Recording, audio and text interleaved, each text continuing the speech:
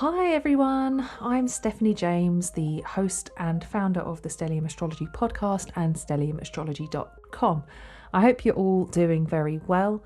I am re-recording this episode because apparently, I don't really know what happened, but I went in after I'd been editing it previously and all of my work kind of just, I don't know what happened to it, it just kind of disappeared. So that's kind of annoying, but it is one of them things, isn't it? It's just one of them things. Mars is currently retrograde. Mars is currently the ruler of Aries. And today I am re-recording Aries, the first sign of the Zodiac, because Mars retrograde said we have to.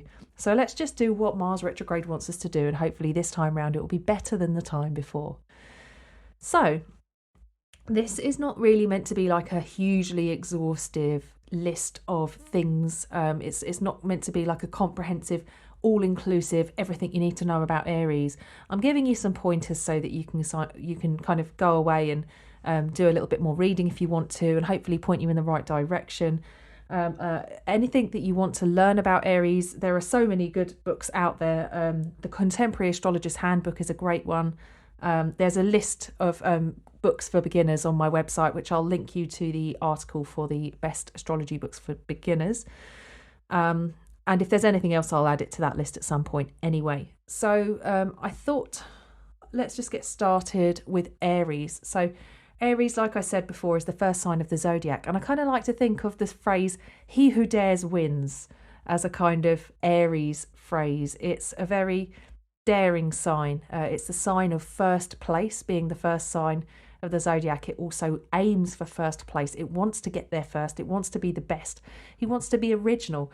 And Aries is really good at not just kind of doing things their own way and finding new routes, but also into doing it the way someone else has done it, but actually finding a way to do it better.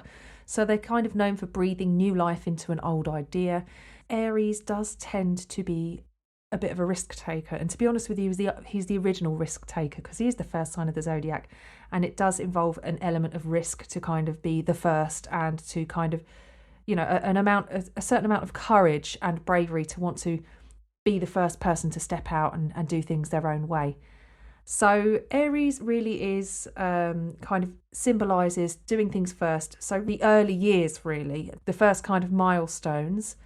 And Aries is an active and masculine polarity. So you've got different polarities. I've talked about this before in the elements and the modes about, you know, when I say that masculine isn't necessarily male. So for the glyph of Aries, it's like a little V with the sides curved down around the side. And you can imagine that almost if you've ever planted a seed and watch it sprout out from under the soil.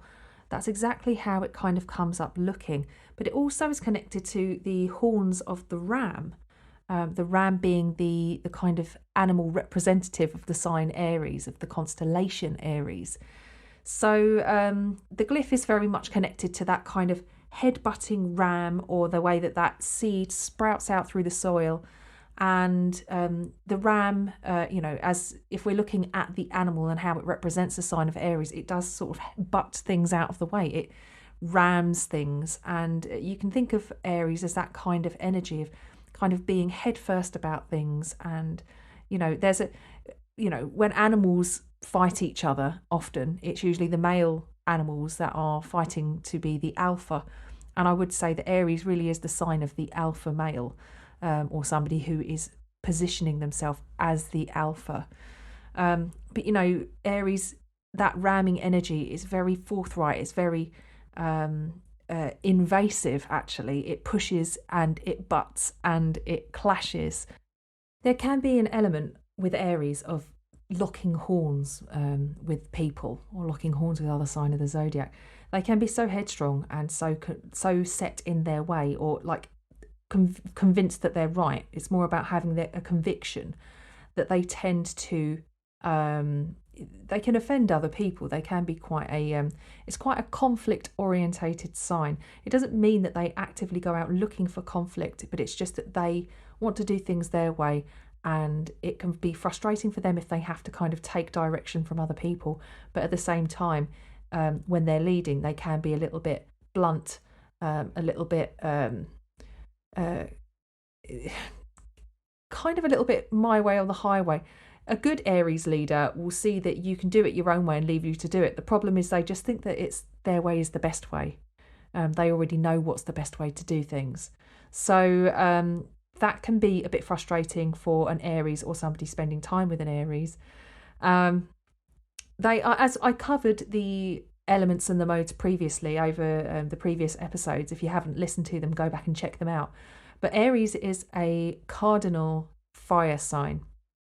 So you've got that inspirational leadership, naturally kind of calibrated towards doing something original and kind of leading in their own way and inspiring people that fire has, but also the cardinality, which is that instigative quality which enables Aries to kind of go out there and do things. They're doers, basically. They just want to get things done. They kind of just know how is the best course of action for themselves, basically. And this may well be because their ruling planet is Mars. And obviously we'll go into Mars at a later date, but Mars is definitely a warrior planet. It's a kind of conflict orientated planet, and definitely likes to lead the way. So that kind of resonates a lot. Obviously, being the ruling planet for Aries, it kind of gives you a good idea about what Aries is about. I think I was reading a book recently which I really enjoyed, and it talked about, it was called The Science Delusion by Dr. Rupert Sheldrake, and he was talking about light, and he was talking about what kind of came first. The Science Delusion was a really interesting book. I'd highly recommend it if you're interested in alternative scientific ideas. But actually, the one of the quotes that he said, I don't know if it's necessarily a quote, but it was just a statement that he made in the book, was that light and energy precede all matter in the universe. And Mars being a kind of energizing planet, and Aries kind of being fire, that first light, it really did make me think about that kind of essence of Aries, and maybe even thinking about the sense of the Big Bang, that kind of moment of creation where everything exploded into being, according to science. I don't know what other people's thoughts around this subject are, but we're not exploring that. It's just the idea behind it. I quite like that kind of image for Aries being that moment of creation. So actually, Aries rules the head. So we're talking about the glyph for Aries. You could also look at it as kind of, if you think about headbutting and pushing a head forward, Aries rules the head, and I think the eyebrows and the nose as well. So the eyebrows, usually with an Aries, you'll usually recognise an Aries with their eyebrows. There's something usually quite prominent about them, quite visual. And also Aries rules the nose, and the nose is probably the most extended or protruding aspect of the face, and it's that kind of pushing ahead sense that the nose kind of has. It's if you're sticking your nose into somebody else's business, that's they don't say if you always keep sticking his head into someone else's business. It's the nose, because the nose sticks out, so it's like almost like you're leading with your nose. So usually that can be kind of something that you recognise about Aries. Generally, I tend to notice a nose more with Taurus, but we'll get onto that next time. Often as well, if somebody has a prominent Mars, they'll usually have a scar on their face, particularly their forehead, from when they were a child and running around charging into things and accidentally cutting their head open on something, and they may have required stitches, but you'll notice a little scar somewhere if the Mars is quite prominent. And often as well, a dimple in the chin can be quite a prominent sign of Mars as well. Dimples in the cheeks are more of a strong Venus. Think of like Cheryl Cole or something like that. Cheryl Fernandez Vicinis, or whatever. Cheryl Vicini Fernandez. Don't even know what her name is anymore. Cheryl Tweedy. How many names has that girl had? But like dimples are kind of Venusian, but the dimple in the chin, as opposed to dimples in the cheeks, the dimple in the chin is much more of a prominent Mars, a sign of that. So when the sun goes into Aries, this is the beginning of spring and kind of the beginning of the astrological new year as well. So that moment when it crosses over is the spring equinox. And actually, this coincides with that essence of new life, new beginnings, that cardinal sense that we described in the cardinality episode. But actually, Aries kind of isn't afraid to start over and do things, take the fresh start, back to square one, doing things again, doing it better next time. There's no real shame in starting over. Aries might feel a sense of shame in failing or not actually coming first. And first place is kind of important for Aries. They do like to be seen as the best. If you think of an older sibling, so the first child that came out, often when the second one turns up, they get a bit more competitive for attention because they've always had the full attention before. And it's a bit difficult for them to kind of adjust to not being the only one that gets all the love and affection. And, they start sort of, getting maybe a little bit territorial in a sense. And that kind of being the first is kind of something that carries into Aries life in general.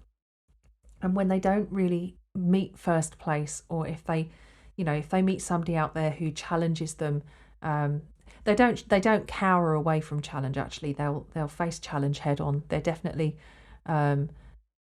primed for action and quite happy to, I guess, take the situation at its value, at face value, and kind of jump in. And usually as well with Aries, they do lead by example. They are pretty good. They are pretty dynamic, and they're usually very capable. They're usually incredibly capable. Problem is they can be a little bit naive. They don't necessarily assess the situation in its entirety. They may oversimplify things because they want to reach. It's almost if Aries is starting at A and wants to get to B, it just wants to go in a straight line. It doesn't think about taking a few different alternative routes and trying out a few different things first. The goal is to start at A and finish at B in the quickest time possible, and that's great if that's really the goal of the situation. But sometimes you have to really kind of craft something, and I guess that's something that Aries isn't necessarily associated with. It's not really associated with craftsmanship and really working with something and crafting it over time. It's definitely not a time. It's definitely not a sign that works over things over time. It kind of it just wants to get things done. It's a very speedy production line.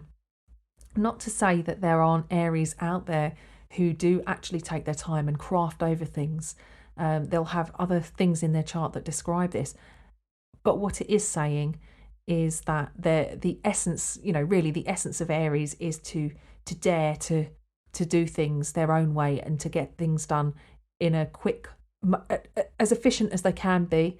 But they may cut corners in a way. They may actually cut corners.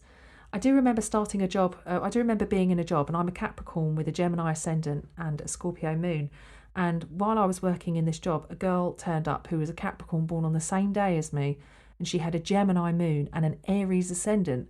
And it was really interesting because she'd go around to meet people, and she did the Gemini moon thing, which was very sociable, and through the lens of Capricorn sun, she was going around to introduce herself to people, but she'd stick her hand out really fast to shake their hand, which I thought was very Aries. It was very piercing and penetrating, and moving into their kind of auric egg, if you like. And I found it very interesting to work with her because she was really, really focused and really knew what she wanted to achieve. But after she left, we discovered that she'd cut a lot of corners in order to be as productive as she was, which isn't really the goal if you're doing a job that requires a certain element of detail. And she was a brilliant girl and a really great employee. But it was a far cry from myself as a Gemini ascendant with a Scorpio moon. Scorpio being another Mars ruled sign, but the much more passive kind of application of Mars, so not as direct. And just thinking about how much more quiet and introverted I am compared to her. But at the same time, I still have that sociable Gemini ascendant and would still go around mingling and talking to people, but it was a very different application.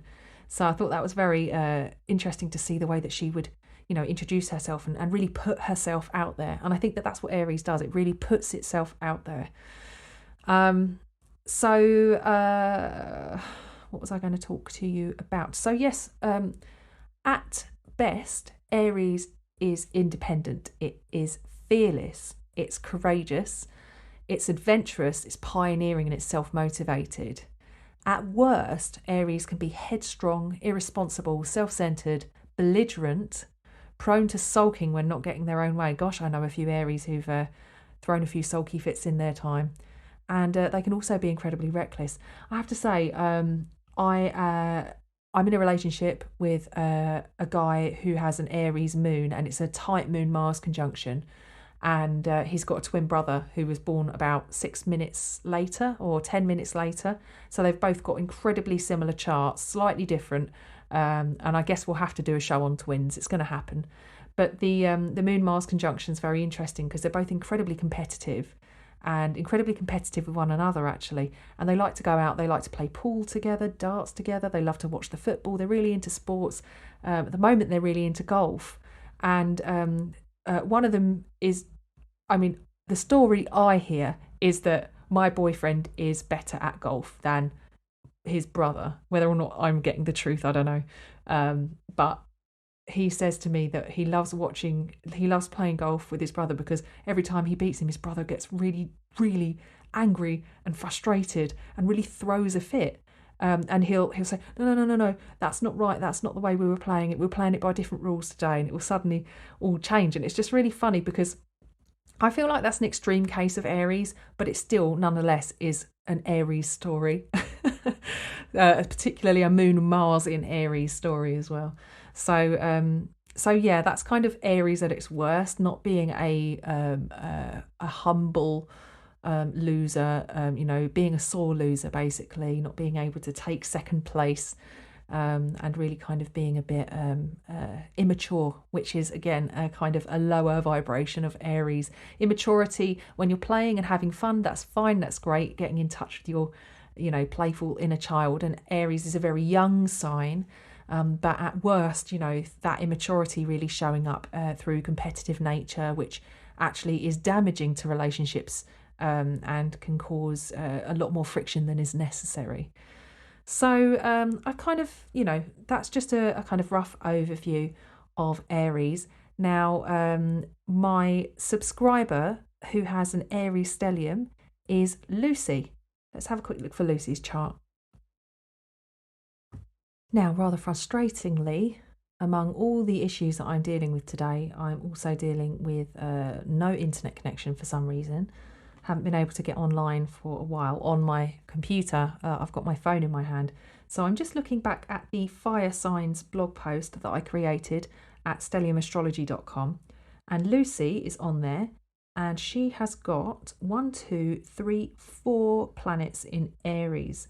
She's got her sun and her moon in Aries, which means she was born on a new moon.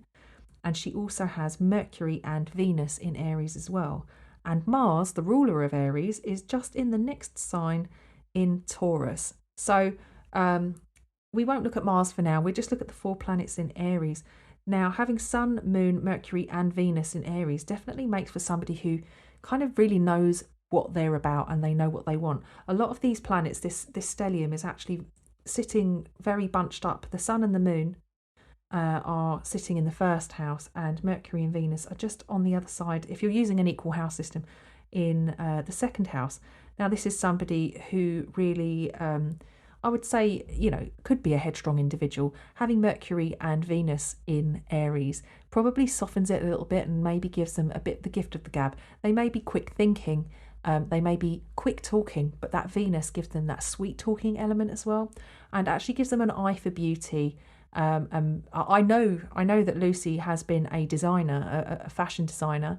I think she's designed underwear actually, and she's now branching out into doing a bit more of a Mars in Taurus thing, which is tattooing, taking her art into a earthy, more bodily area, and applying her artistic flair to the body instead.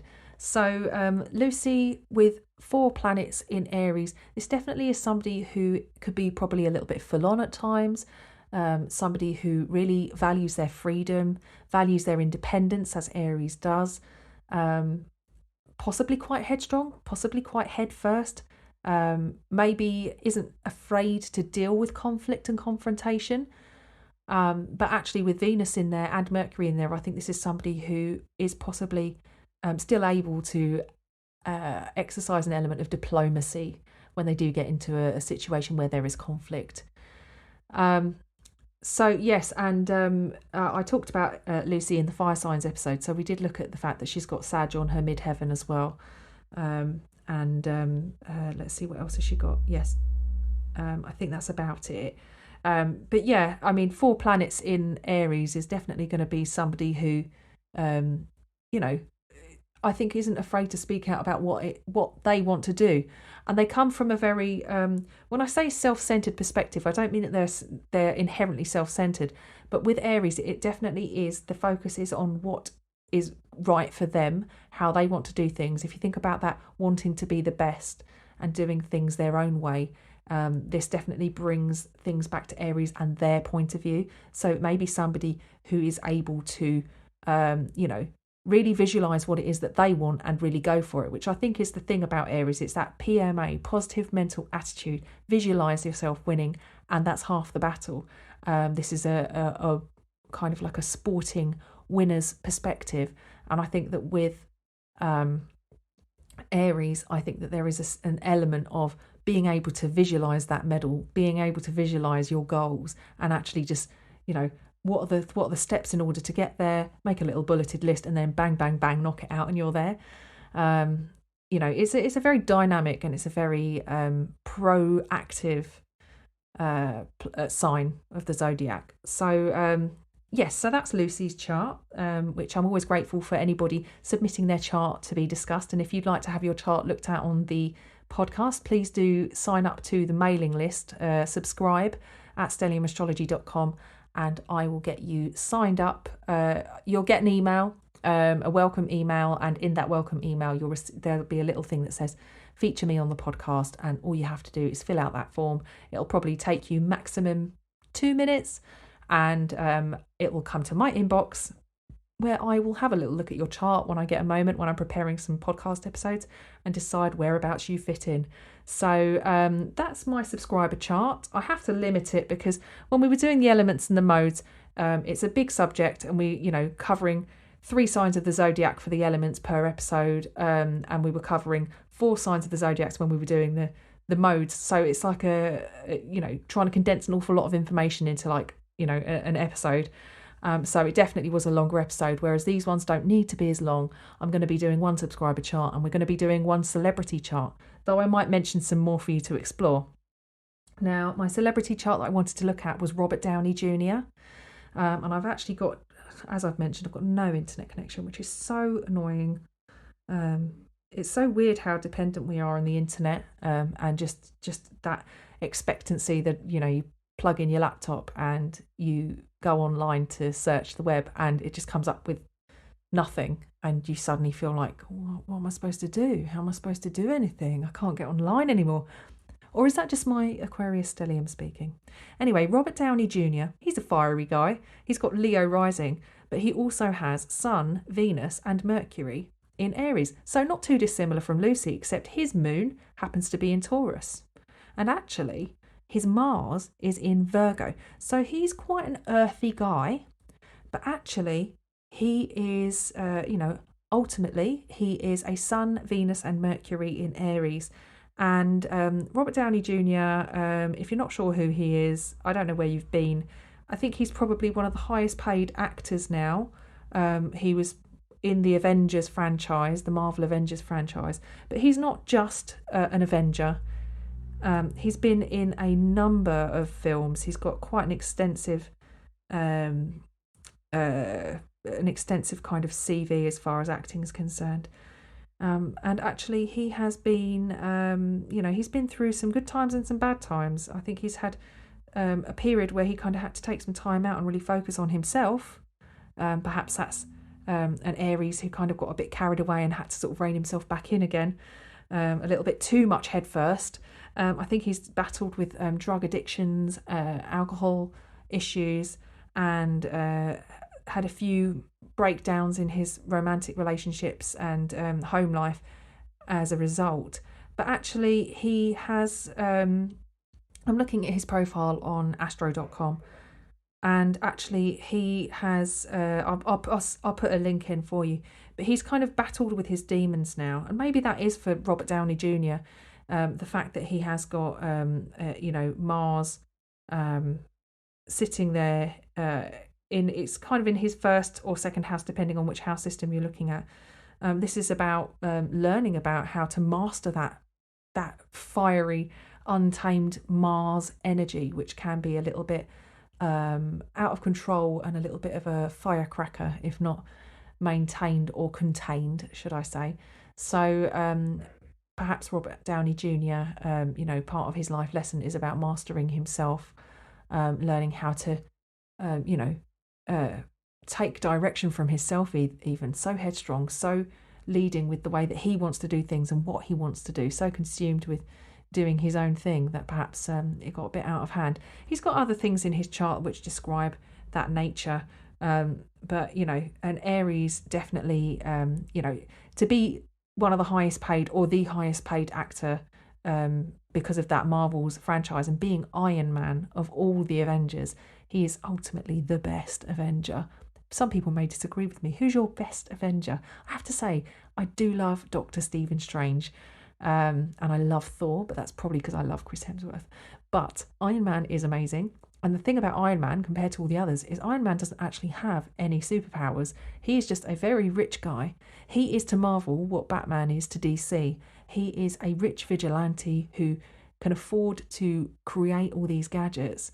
And, he's super intelligent, very intelligent engineer. And he actually was the owner of Stark Industries, and he used to create weapons for war. How Mars Aries do you want to be? And he went out to, I think he went to Afghanistan, and they were like selling weapons. And this is not a spoiler alert, by the way, this is very early on in the films. While he's out there, a vehicle that's transporting him gets blown up and they get attacked and he gets kidnapped. But as he's sort of fading in and out of consciousness after this massive warhead's exploded right next to him, he suddenly realised that it had Stark Industries written on it, and he realised that the weapons he was creating were being sold to the enemy and were being used to blow up, used against his country, against him, against his people. And he suddenly realised, what is the point in war? Why are we blowing each other up? This is awful. And so he goes back and says, I want to work on maintaining peace. I don't want to do this war anymore. I want to do things differently. I want to do it my way. And this obviously did not go down too well with people. So that's essentially like the Iron Man story. And just another nice little touch is that Robert Downey Jr.'s obviously playing Iron Man. Iron is ruled by Mars. And, Robert Downey Jr. being Iron Man really is that Mars, Iron. I don't know. He's just playing that archetype. He's kind of a bit of a warrior, and the woman he ends up in a relationship is Pepper Potts, and she's a redhead. Again, the color red goes with Aries and with Mars. And if you think about Pepper, it makes you sneeze. It gets up your nose, and Pepper is quite hot, just like Mars is. It's a very, it kind of inflames. It's a bit of an irritant, it can be. You wouldn't want to get it in your eyes. It's not nice to get up your nose. So again, it's that kind of, there's something very Mars Aries about it, very Aries, very Marsy. So I just, there's loads of things about Robert Downey Jr. which would, we could talk about, but I just thought it would be interesting to talk about him as an Avenger, kind of in his years after mastering some of the conflicts he's faced, internal conflicts he's faced in his life. He's actually now living maybe his best life as an Aries, and perhaps reaping some of the benefits of the experience that he's gained over the years of being a bit of a wild child and doing things the wrong way. I know he's a lot more spiritual now, and he does a lot more. He does yoga, and he really believes in channeling himself and his energy in a way that is productive towards his health and his wellness, his state of mind, as opposed to being just a rock star, like a film star / rock star, if you know what I mean. So that's Robert Downey Jr. I had loads of other charts I could have talked about. The problem is if I talk about everybody that I want to, then we end up with really, really long episodes, and that defeats the object of my podcast. It's not meant to be a big, long, drawn-out affair. But I will point you in the way. Lady Gaga, I think, is great if you're interested in having a look at her chart. She's an Aries. And just a quote from Lady Gaga, really, which goes, "I had a boyfriend who told me I'd never succeed, never be nominated for a Grammy, never have a hit song, and that he hoped I'd fail. I said to him, someday, when we're not together, you won't be able to order a cup of coffee at the deli without hearing or seeing me." Now, she did stick an F word in there somewhere, which is also, can be a bit of an Aries offensive that they can put on. But that was just a great Aries quote, just saying, yeah, you might not think I'm the best, but guess what? Not only am I going to exceed your expectations, I want to blow them out of the water. She's great. Now, Marilyn Monroe, she's got Venus in Aries, and I love this saying, I think we've all heard it before. "I'm selfish, impatient, and a little insecure. I make mistakes, I'm out of control, and at times hard to handle. But if you can't handle me at my worst, then you sure as hell don't deserve me at my best." Love that quote. And here are a couple more quotes that I like for Aries. "You'll never be able to find yourself if you're lost in someone else." That's kind of the antithesis of Libra, who looks for themselves through their relationships or find themselves through other people. And this other one that I like: "Competition is always a good thing. It forces us to do our best. A monopoly renders people complacent and satisfied with mediocrity." And it's true. If you aren't challenged and pushed, then you don't really want to push yourself too much further. You're quite happy to settle at substandard. Aries doesn't. They want to be the best. They're going to push themselves, continue to push themselves. They're going to find somebody to compete against, and they're going to try and exceed those expectations. So that's kind of my Aries today. I hope you've enjoyed it. Like I said earlier, if you want to be on the podcast, just sign up to the mailing list, and we will get you, the application form will land in your inbox, and you can fill it out, and I can fit you in somewhere. If you've enjoyed this episode, screenshot yourself listening to it and stick it on Instagram and tag me in it. I'd love to. I love seeing when people are listening to the podcast. So just tag @Stellium Astro. That's me. And, if somebody might like this episode, if you know somebody who's an Avengers fan, or you just happen to know an Aries that may benefit from hearing this and hearing perhaps some of their not so wonderful traits, and you haven't got the balls to tell them, then why not share it with them?